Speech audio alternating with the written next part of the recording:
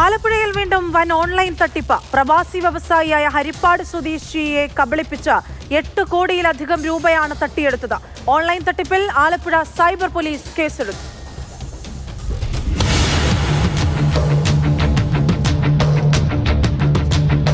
ഓഹരി വിപണിയുടെ പേരിലായിരുന്നു തട്ടിപ്പ്. മേഖലയിൽ വലിയ പാരമ്പര്യമുള്ള കോർപ്പറേറ്റ് കമ്പനിയുടെ പേരിനോട് സാമ്യമുള്ള സ്ഥാപനത്തിന്റെ പ്രതിനിധി നേരിട്ട് വീട്ടിലെത്തി കാര്യങ്ങൾ വിശദീകരിച്ചു. വാഗ്ദാനത്തിൽ വീണ വ്യവസായി സെപ്റ്റംബർ മുതൽ ഡിസംബർ വരെയുള്ള മാസങ്ങളിൽ 73 തവണകളിലായി 8.8 കോടി രൂപ നൽകി. പണം നഷ്ടമായ വിവരം വയോധികൻ ആരോടും പറഞ്ഞിരുന്നില്ല. സംശയം തോന്നിയ മകൻ ബാങ്ക് അക്കൗണ്ടുകൾ പരിശോധിച്ചപ്പോഴാണ് കോടിക്കണക്കിന് രൂപ നഷ്ടമായ വിവരം അറിയുന്നത്. തുടർന്ന് സൈബർ പോലീസിൽ പരാതി നൽകുകയായിരുന്നു.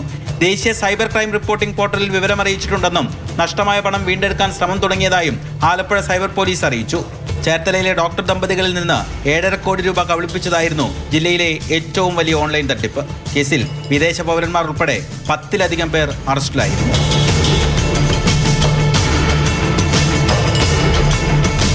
മാതൃഭൂമി ന്യൂസ്, ആലപ്പുഴ.